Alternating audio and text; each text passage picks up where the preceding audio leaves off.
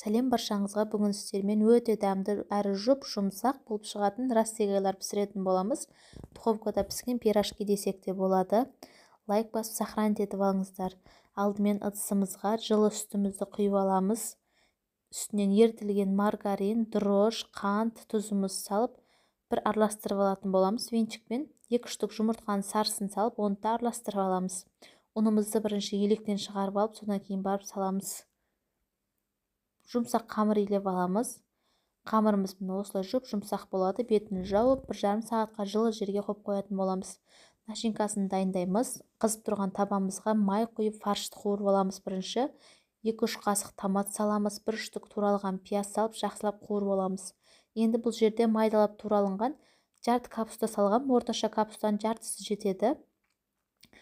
Қуырып, үстінен тұзыны, қызыл қара бұрышын салып, дәміне қарай астыны жай етіп, бетіні 10-15 минутқа жауып қойып қоятын боламыз. Міне біздің начинкамыз пісіп шықты, дайын.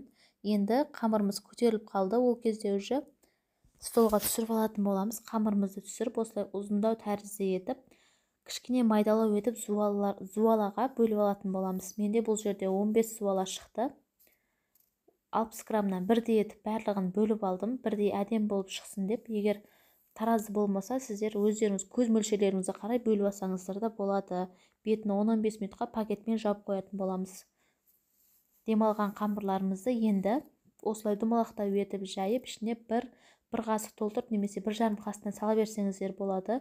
Ішінде қанша начинкасы көп болса, өте дәмді болып шығады. Мұны осылай пирожки етіп түйіп алатын боламыз. Түйіп қойып қоямыз. Тағы бір рет көрсетіп өтем. Домалақтау етіп жайып аламыз. Ішіне начинкасын салып, түйіп қойып қоямыз. Енді пергамент төселген листімізге растегайларды дайындап сабап алатын боламыз. Бетін тағы 15 минутқа пакетмен жауып қоямыз. Көтеріліп шығады. Ол кезде 1 штук жұмыртқаға кішкене сүт құйып жіберіп, бетіне барлық жеріне бір тегіс етіп жағып алатын боламыз. Бетін әсемдеп, сәндеп, күнжіттерді сеуіп, духовкаға жібереміз. Міне біздің растегайлар осындай пышный, жұмсақ болып шығады. Ас болсын, парақшама жазылып кетіңіздер.